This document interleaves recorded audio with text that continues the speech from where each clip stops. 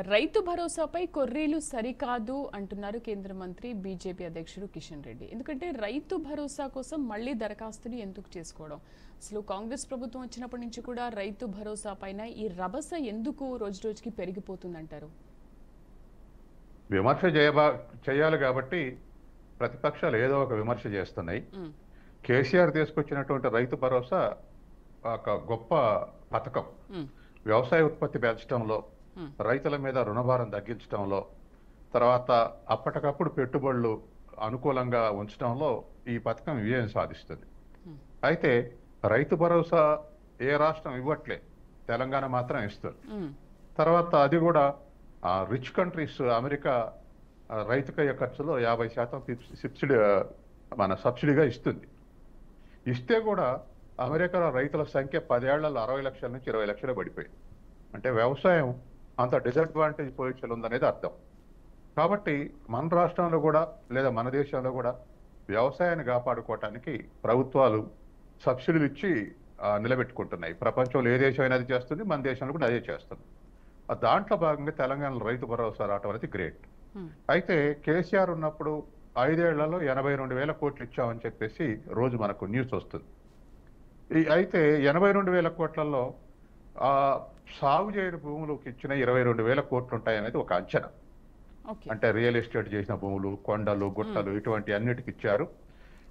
అవి దుర్వినియోగం అవుతున్నాయి కాబట్టి వాటికి ఇవ్వద్దు, అవి మినహాయించిద్దాం అన్నారు. ఇప్పుడు కాంగ్రెస్ పార్టీ నిర్ణయం చేసింది కూడా కరెక్టే. ఆనాడు 5 ఏళ్లు కూడా రైతు భరోసా ఇస్తుంటే విపరీతమైన విమర్శలు చేశారు, ఇటువంటి భూములకు ఎందుకు ఇస్తున్నారని. కాబట్టి ఇప్పుడు ప్రభుత్వం నిర్ణయం చేసింది కరెక్ట్, దాన్ని ఎవరు విమర్శించాల్సిన అవసరం లేదు. కానీ మళ్ళీ ఈ అప్లై చేసుకోవాలనే దగ్గర ఈ విమర్శ కేంద్రీకృతం అయింది. అప్లై చేసుకోవటం అనే దానికన్నా కన్ఫర్మేషన్ అంటే బాగుంటుంది. అంటే ఒక రైతు 10 ఎకరాలకు క్లెయిమ్ చేస్తుంటాడు. ఆ 10 ఎకరాల్లో బీడు భూమి ఏది లేదు అని ఒక అండర్టేకింగ్, అంటే నేను అంతా సాగు చేస్తున్నటువంటి ఒక అండర్టేకింగ్. సుమారు ఆ దిశగా ఈ ఆలోచన ఉంది. ఏదేమైనా జియో ట్యాగ్ ద్వారా కన్ఫర్మ్ చేస్తామన్నారు. కాబట్టి రైతులు బార్లు తీరిపోయి మండల office Kanna, village office Kanna వరుసలో నిలబడి అప్లై చేసేటువంటి శ్రమ కలిగియకుండా రైతులకు ఇప్పటికే పుస్తకాలు ఉన్నాయి. తర్వాత ఎవరి దగ్గర ఎంత ఉండేది రికార్డ్స్ ఉన్నాయి. ఆ రికార్డ్స్ ప్రకారం కన్ఫర్మ్ చేసుకుంటే అయిపోద్ది. కాబట్టి దీన్ని పెద్ద కాంట్రవర్సీ చేయకుండానే పరిష్కారం చూపెట్టచ్చు. బట్ ఎందుకు సార్ రైతు రుణమాఫీ కానీ, రైతు భరోసా కానీ, 500 ఇస్తానన్న బోనస్ విషయంలో కానీ ఎందుకు ప్రభుత్వం వెనకబడిపోతుంది? ఎందుకంటే ప్రతిపక్షాలకి ఒక ఐటమ్ దొరికినట్టుగా అనిపిస్తుంది కదా, ఒక అస్త్రం దొరికినట్టుగా అనిపిస్తుంది. వెనకబడిపోలేదండి, ఎందుకంటే ఇవ్వడంలో లేట్ చూపిస్తున్నారు కదా సార్ అక్కడ. ఇప్పుడు బీఆర్ఎస్ 5 ఏళ్లలో రుణమాఫీ చేసింది 11,000 కోట్లు, 5 ఏళ్లలో కలిపి. కాంగ్రెస్ గవర్నమెంట్ ఒక ఫైనాన్షియల్ ఇయర్నే 21,000 కోట్లు రుణమాఫీ చేసింది. అసలు ఏ రాష్ట్ర ప్రభుత్వానికి సాధ్యం కాదు. అధికారంలోకి రావాలనుకొని అటువంటి వాళ్ళ 6 పాయింట్ ఫార్ములాలో పెట్టారు అధికారంలోకి రావాలని. కానీ అసలు రాష్ట్రాలు భరించేటువంటి శక్తి లేదు అటువంటిది. అయినా 21,000 కోట్ల రుణమాఫీ చేశారు. కాకపోతే రెండింటి మధ్య వైరుధ్యం అయితే అందరికి చేయాలని ఇప్పుడు ప్రతిపక్షాల డిమాండ్.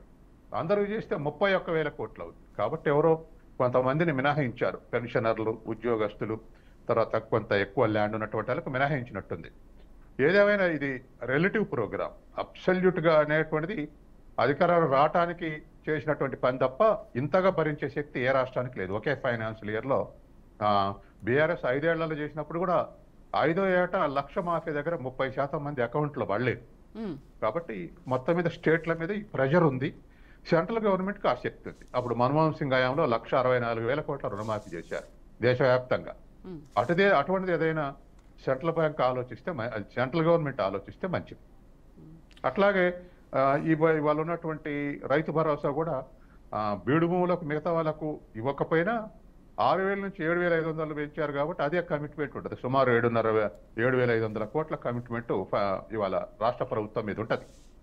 కాబట్టి ఏదేమైనా రైతు భరోసా ప్రొడక్టివ్ ప్రోగ్రామ్, దాన్ని కొనసాగించాలి నిబంధనలు